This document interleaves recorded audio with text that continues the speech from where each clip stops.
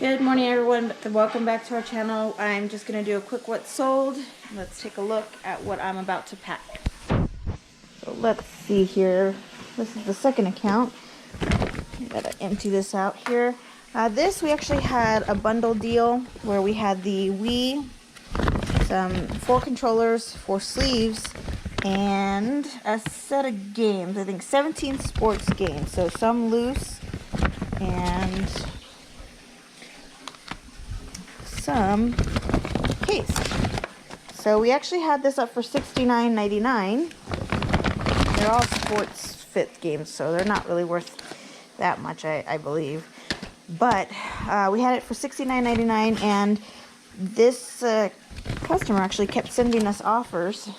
Of course, they sent us the lowest offer first, but we accepted the $45 offer that he sent out. So that plus shipping. So somebody, I guess their Christmas is made. And then we have this Banjo-Kazooie Player's Guide. It's a 64 Player's Guide. Pretty cool. We got that one for $12 plus shipping. And this cost us $0.25 at the bins. And these games also, most of them, the cases, I think paid per pound because they're light, and he had some games already that he was able to put in the cases, so that's great. So let's see the next account. Let me log out of this one and go to the next one. The last thing here is this Tahari jacket. That red Tahari jacket that you saw in the haul. We actually sold this for $19.99 plus shipping. We actually took an offer on this, or sent out an offer. We had it for $24.99. A lot of the name brand stuff, sometimes you're going to get about $20 to $40, depending on what it is. But it's a really nice jacket, and that is going to a good home. That was pretty much it for the sales overnight. I'm going to get these packed up and out the door. And I guess don't forget to like, comment, and subscribe, and hit that bell notification. We'll catch you guys next time. Alright, before I forget, I forgot my Poshmark sale. These are some BCBG Generation red heels. I told you red's a really good color for the holidays. Even with the minor scuffing and damage, they did sell. Everything was disclosed about $12 on Poshmark. So those are gone, and I'm almost done packing. Hey guys, welcome back to the channel.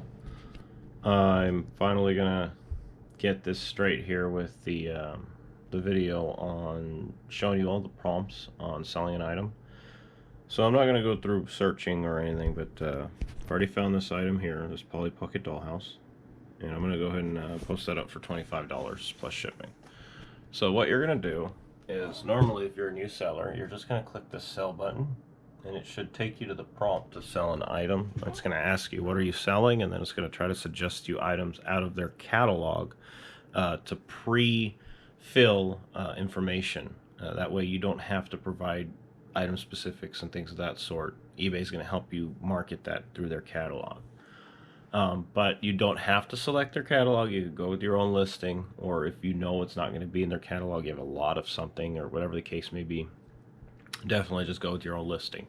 But when I click sell, what happens is it takes me to my active listings. It takes me to this page right here.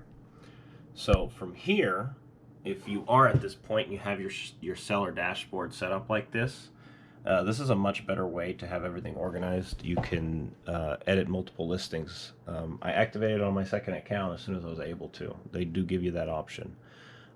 Anyway, so if you do have this one, as opposed to just clicking sell and moving right into posting, what you'll do is you'll go right here to create listing, and you're going to click single listing, or multiple if you're going to do that. But I imagine you're starting out with this one. When you click that, you're going to get taken to what I told you earlier, where they tell us what you're selling so that they can suggest items that are in their catalog. Now, there's another way that you can post an item, and that is through the sell one like this or sell similar. And when you do that, a lot of that information is pre-filled. So if the seller that you're clicking or that you're copying their template has item specifics, you're going to copy the item specifics over. You're not going to copy the condition, but you will copy the title. So if you need to edit that for whatever reason, make sure you go through that, check the item specifics, because you never know what they might have put in there, and just verify that all the information is correct. I do a lot of sell similar because I know I can quickly go and edit that, and it already pre-fills the item specifics. So I look for something that sells high. I know that they probably described it very well, so I go in and I make sure that there's item specifics listed. If there is, I make sure that I sell one like that one, because then it's less work on your end, more efficient. Anyway, let's get to it. So let's post this Polly Pocket dollhouse. I'll go ahead and type in Polly Pocket. And then this one is the hanging around dollhouse. So we're going to do hanging around. Doing this one-handed, sorry. Dollhouse. And from here, it's going to either bring up an item in the catalog, or if there's nothing that they can find, it's going to take you to the page that we want to look at, because this is where the prompts, all your questions are coming in on these prompts. So first one, and it doesn't matter if you're doing it on the app, it doesn't matter if you're doing it as a new seller, a lot of this stuff is, all these options are going to be there, except I believe the app doesn't have quantity for whatever reason. I like to post on the computer because I avoid all of that. If you have the newer one, the newer setup, you're going to have to click a lot of these drop down arrows to get all of these options. However, once you've established yourself and you get, this is your normal posting screen, and a lot of these prompts are going to correspond with what you're getting on your simplified screen and your eBay app. So let's take a look. First one is your title. So we're definitely going to want to edit that title. I'm not going to actually type things in and do a lot with you on camera. I'm going to just go through the prompts, and then I'll go back and fill out all the information, but I just want you guys to know what's going on. With the title, you're going to want to put, make it look professional. You could put these little icons in there. I could capitalize all the letters here. We could put the size. I want to make sure that I put there are no dolls included, and all of this, whatever I can fit in there in that 43 characters left, whatever I can fit in there, I'm gonna fit in there. If I could put the year of this model, if I could put that there's no furniture, put the detail that there is an elevator there in the middle, whatever I can do to market that right there. Now, the other option here is to stand out with a bold title. I never do this stuff. I don't click the bold title, the subtitles, all this extra stuff. There's no reason. You're already paying eBay 10%, plus off of whatever you're getting charged in shipping, you're also paying 10%. So keep that in mind. Let's move on to the next prompt. This is the subtitle. You definitely, unless you're selling jewelry or art that's really extravagant, and even then, I would suggest that you send that to auction, like Sotheby's or something of that sort. Don't sell it on eBay. You're wasting a lot of potential profit by doing that. Moving on, we got the custom label. So sometimes people, when they get a lot more organized, if I'm drafting into pictures into a bin, I could start using the custom label, but I do the after edit and I just add notes. But this custom label is like if you want to put where you got the item. So I could say, for example, I could go GS, and that could be my code for garage sale, and I could put 4. So that could be my code that I paid $4 for this, okay? And then I'll put a space, and then I could say B13, and I know that that's in bin 13. So all the information I need to know about this item when it sells is right there, and I don't have to go to extra lengths to find the information I need for tax purposes. And keep in mind, if you're selling stuff around your house, if you're just starting, don't worry about the tax stuff. When you turn this from a hobby into a business, and you're looking to make about $10,000 in sales a year, 200 transactions, that's when you really need to start worrying about this and record it. When you start buying things to sell for profit, that's when you have to worry about this. But when you're selling stuff around your house, It's not a major concern. The IRS doesn't care about that. They're generally assuming you're taking a loss on a lot of items that you paid retail, and it's like a garage sale essentially. So let's move on to the next prompt. Category, you want to make sure you're in the right category. Sometimes eBay will pull up a default category, like right here. It pulled up a pretty good one, but sometimes it'll pull up something whack, just completely different from what you're selling. So make sure that you click the search categories, and you could just search a keyword, and it should pull up all the categories with that keyword. So, and then you can select what category you want it to go into. You can add a second category that it posts into, but I don't. A lot of people don't shop by category so much. They do search in categories, so I guess that's incorrect. But they don't go to the category and really look at the items that are in there. Generally people are going to go to the search prompt, and they're going to put in the item they're looking for. And that's all there is to it. So I just stick with the one category. I don't need the extra category. No extra fees applying.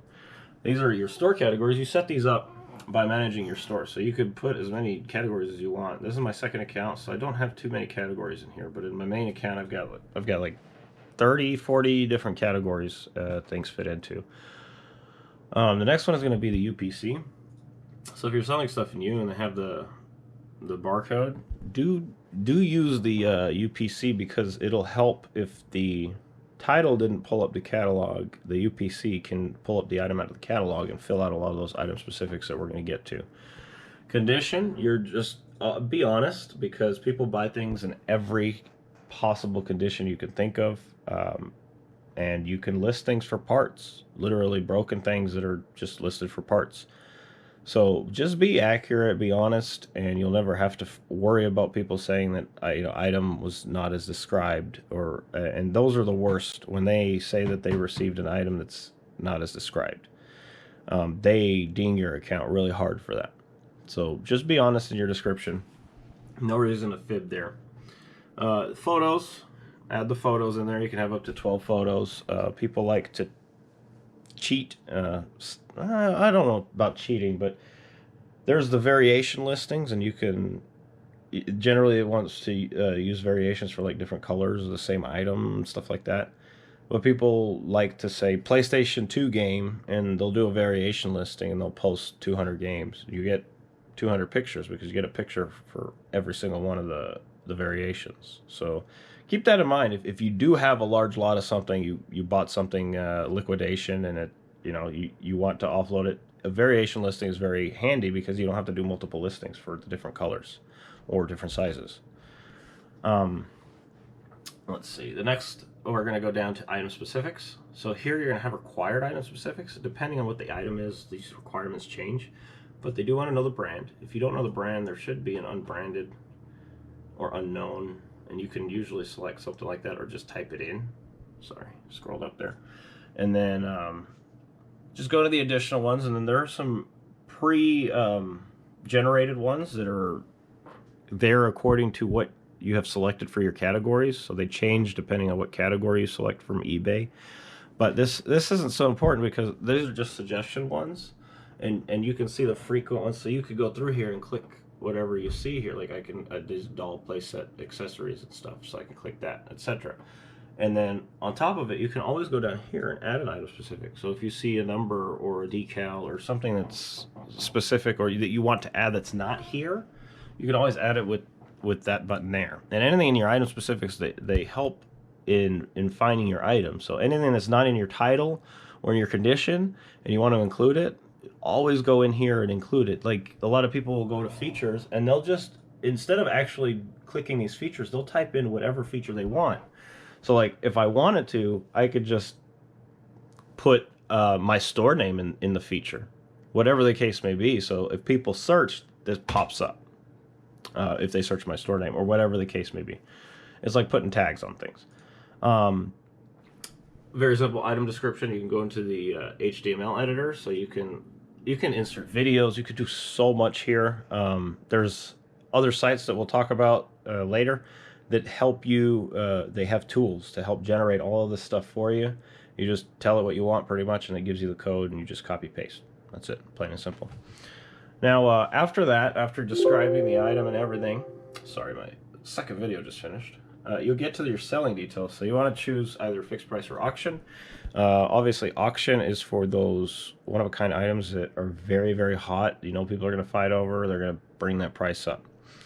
Fixed price are for other items that are in bulk, really. You're just competing with other sellers. So that's usually what I do there. I start my listings when I submit them, because if you schedule them to start at a certain time, which is good if you're going on vacation and you want to keep your account active, they do charge you 10 cents for doing that per listing.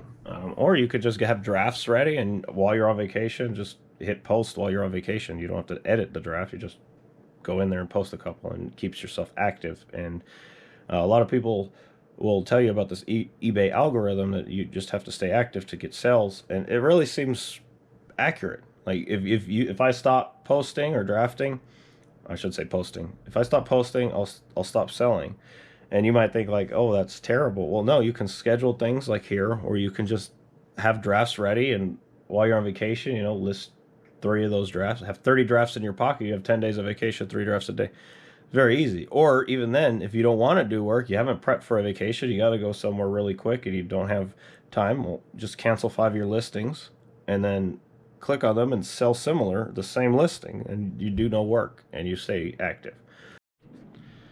Sorry, I had to delete some video off of the GoPro to get some space on the SD card. All right, let's go back to the prompts here. So we were on the pricing. So next you'll set your price here. If you go to auction, you'll see it's slightly different setup, but same idea. You can set a starting price, and you can also set a buy it now price. Generally that requires a fee. Sometimes it doesn't. I don't know, it's kind of odd. You can also let buyers offer the best offer, and that is on an auction style listing. So that's all up to you. I like to do a lot of fixed price, very few auction, unless they're, you know, really collector items that you know people are gonna fight over. Get that price up there really high. Next we'll have the quantity. So this is something that you might not see on the app for whatever reason. I don't use the app a lot to post, but you can set quantity there, and you can also click that little checkbox to sell it as a lot. Let me go back real quick because I didn't touch base on it. You can, on the best offer, you can actually set thresholds, so you don't even have to look at your offers.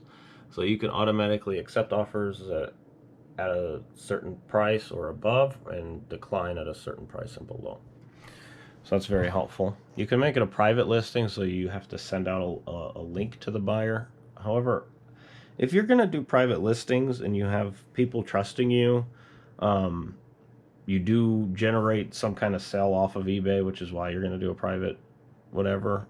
I suggest Big Cartel because you have no fees there. Do look into Big Cartel. You have to drive your own traffic there. But once you do, you don't pay this 10% eBay fee. That goes straight to your pocket, or to the IRS, I guess, is one way to look at it.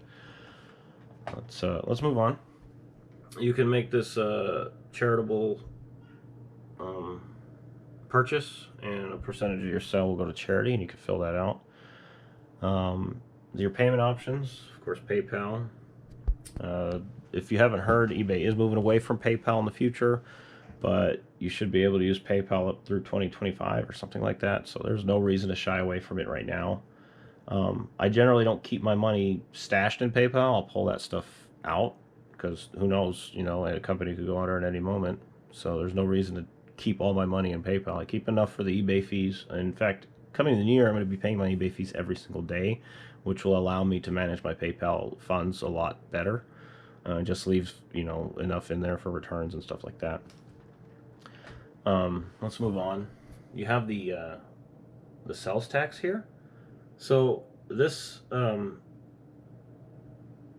mean, these are self-explanatory, these little prompts here. I don't think I need to go over them. But the sales tax is kind of important because this year, Amazon and eBay have both integrated automatically remitting sales tax for you. So when you submit your tax form for the sales tax for all the items that you sold, you just do a zero tax return, and you say that it was done automatically by eBay and Amazon. That's it. Your part is done on that. And that's what the beauty about selling online with those two platforms, at least for right now. With other platforms like Poshmark and Mercari, Depop, you will have to record your transactions and pay sales tax on that. So keep that in mind, because the IRS wants a cut of every penny that you make, and there's no way around that.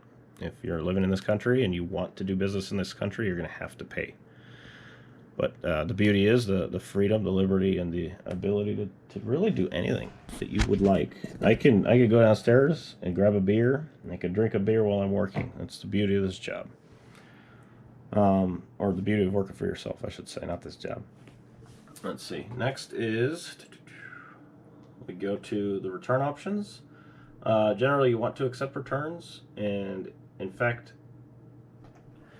I'm going to be toying with it because a lot of other resellers have been successful with it. You get an additional discount when you do free returns. I know that's scary, but you don't really get a lot of returns in the first place. And on items that are heavier, that, I mean, like that reel-to-reel player, I wouldn't do free returns on that. That would make absolutely no sense to me, because I would lose a lot of money if it actually did come back. But on the smaller items, you're not taking a big risk, and in the end, the amount that you're saving on each one of these transactions, because they're going to give you the top rated plus discount instead of just the top rated, it's going to add up to cover any kind of return that you might have had to deal with. And on top of that, when a buyer does return an item, you are only obligated to return the buying price of that item. You do not have to return the shipping. That is important. eBay does not require you to return the shipping. So that also helps, because then if it's free returns, well, you pay for the return label, but he paid for the initial label, or she paid, whatever the case may be. We will go to shipping a lot more in detail, because that is a whole nother beast to tame, with UPS and FedEx and USPS and all the different options and flat rates, regionals, 1095s, 1096s. We'll get into all that, but we're just going over the prompts, so let's continue.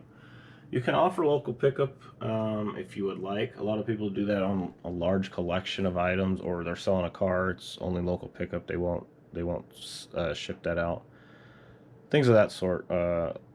High value items, or really, really large items, well, you don't want to send it freight, obviously. You're going to offer local pickup on. And a lot of times buyers who recognize that the item is coming from the same city will contact you about a local pickup. So keep that in mind. And handling costs, that's up to you. I never charge handling. Generally, I get my stuff for free, and the shipping costs of USPS and FedEx are high enough that, I mean, I'm not going to charge the buyer anything else. International shipping, we've gone over that. Pirate ship and all that. You set that up yourself. You can do calculated, or you can do the flat rate. If I was on my other account, I'd also have the GSP option there. Don't have the GSP on this account yet, but it's going to come. Obviously, the package dimensions and the weight. You don't necessarily need to fill out the package dimensions when you're doing each of your listings. A lot of people get hung up on this because they're worried, but if you're 1 to 2 pounds or 2 pounds or less, it's even 3 pounds or less, I don't even bother. I list it up, and you click this custom weight here, and you can select all that, right? I start worrying about the dimensions when I get up to like that 5 pound range. I'll put in dimensions. I'll try to toy with, the different kinds of flat rates and regionals, whatever I could do to save the buyer money. On a larger item, a heavier item that still meets the dimension requirements, you could get a lot cheaper rates on Pirate Ship. Or a really large item, you're going to get cheaper rates with FedEx, or if you're tied into PayPal, it's going to be cheaper on UPS. Like I said, it's a whole different ballgame, but I really don't bother with dimensions unless the package is heavier. So that way I go through more options for the buyer. He's not only going to get priority and ground options and different carrier options, but there might be a flat rate option in there for him too, and that could save him a lot of money. That's pretty much it with weight and dimensions. You can exclude certain locations if you've had issues with them in the past. I don't have any exclusions right now. I haven't had any issues. I hope that I did not just jinx myself, but let's continue. You can change the location of your item if you are shipping out of another location. And then promoted. I do like to promote my listings. So what promoted listings do is you'll see when you search eBay, you'll see those sponsored items, and those sponsored items are the ones that are promoted, and they generate sales. And you'll think, oh, well, I already paid 10%. I ain't gonna pay no more. Well, I do a 1.1% on every item. Like there's no reason not to. You're barely paying anything, and that is a write-off. And they help generate a lot of sales. So there's no reason not to really promote an item. I mean, those one-off items, there's no reason to promote them because if somebody's looking for that item and there's only 1 or 2 or 3 posted, what is the point of you sponsoring or having that promoted? If it's 10 pages, well, yeah, you wanna get that promoted because you would like to at least get a chance at that top spot, and people are gonna get a different spot depending on the rate that they put. As long as you're sponsored, you're good, in my opinion. And then you can also do discounts with volume items. So you buy that's X amount, you could do a discount, and you could do sales on your account too. But we're just going over the prompts here in the window. And wouldn't you believe it? That is it. That is. And so what I do when I come in here, if you pay attention, I'll edit this title or type my own title in. I won't even have a custom SKU, right? So I go from here to the category, I make sure that makes sense, and then I'll do my 2 store categories if 2 are needed. If not, I'll just do select a blank on the second one. UPC does not apply. I don't even put one in there. And then I'll just do a quick description and I'll type in whatever. And then I'll come down here to the item specifics and I'll see what I can do real quick without spending too much time here. A lot of times I want to make sure about size and maybe material and stuff of that, the brand, whatever the case may be. Get that all in there. Usually that stuff is already there because I've done a sell similar and it's the same item, and I've copied the specifics. Then I'll paste my template in here. Here's my template. Take that, I'll grab it, and I'll just copy it into here. I'll grab this, and I'll copy that into the template here for this listing is for, and then I'll take the condition and copy it into here. And that is it. And so then from there, I've got the item pretty much drafted other than the photos. I'm going to go down, put in a price, put in a weight, dimensions, and the shipping options, and click Save as Draft. I don't do the promoted listings on every listing to in the listing, I should say, because you can mass edit everything. So because every time you click it, you have to wait for it to load, and it's just a couple seconds and add it up. It takes a while, but otherwise you just boom, you click a check mark, it checks everything, and you promote it all at 1.1. And that's what I've been doing, especially for Q4. So I hope you guys took something away from this video. You guys would ask for this video. If you were confused on anything, please leave a question in the comments. I will be sure to answer it coming up shortly. Coming in the new year, we are going to have a big goal of trying to get you a video every day except for Sundays. But yeah, let us know if you like this video by hitting that like button, subscribe, and hit that bell notification. We appreciate you guys, and